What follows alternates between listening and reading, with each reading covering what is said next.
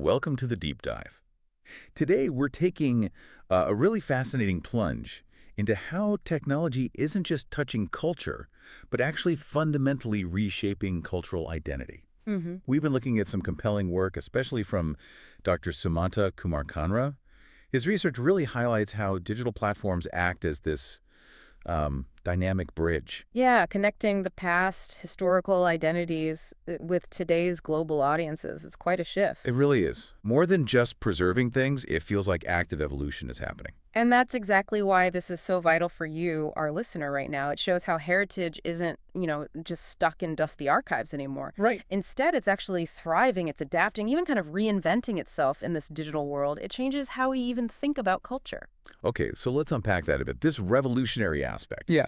I mean, just think about platforms we use every day, like social media, streaming, virtual museums. Yeah. They've completely changed how cultures get preserved, shared, maybe even reinterpreted. How do you see that immediately impacting you? Maybe how you engage with culture daily or learn about your own background? Well, what's really fascinating to me is how, we're seeing some pretty sophisticated tech involved, interactive, immersive stuff. Like what specifically? Well, think about AI, for instance.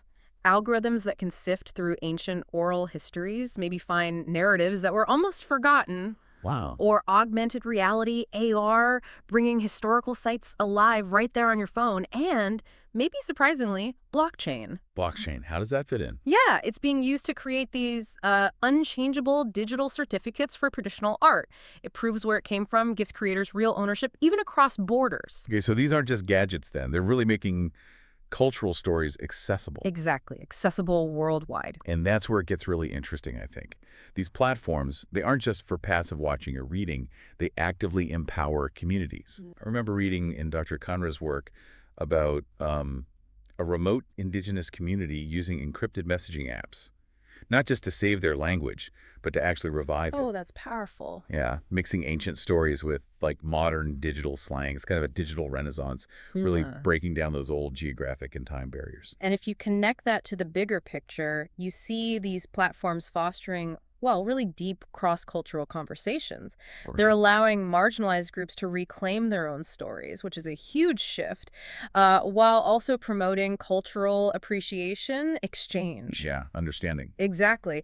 We even see global movements, right, driven by digital activism, digital storytelling that reinforce identity, especially important for people who've migrated or are part of a diaspora, helps them connect back. But okay, it's not all perfect, is it? Yeah. Like with any powerful tool, there are some serious ethical considerations here. We need to touch on those. Definitely. Things like cultural homogenization, the risk that unique traditions get kind of watered down by global trends. That's a real concern. And the digital divide, too. Access isn't equal everywhere, not by a long shot. Absolutely. And then data sovereignty. Who actually owns and controls cultural data once it's online and shared globally? Big questions about authenticity, representation. Yeah, and it forces us to ask, okay, how do we handle these complexities? It absolutely means we need responsible digital practices. Policies need to be inclusive. And fair access to the tech itself. Right. Equitable access. The whole point is to make sure these tools really benefit everyone, build a diverse digital culture, not just deepen existing divides. So ultimately, the big benefit comes from finding that balance, doesn't it? Integrating traditional culture with these new digital tools, that lets societies, well, sustain their heritage, but also genuinely embrace innovation. That blend is key. So wrapping this up, what's the core takeaway here for you listening? It seems digital platforms aren't just amplifying cultural identity. No, not just amplifying. They're acting as this really crucial channel for intercultural understanding. Precisely. They aren't just mirrors reflecting culture. They're actively shaping the future of cultural identity in this connected world we live in. Yeah. So maybe think about your own daily digital life, the stories you share, the content you consume. How does that play into this bigger ongoing story? What cultural connections are you making? And maybe consciously, maybe not. Something to consider.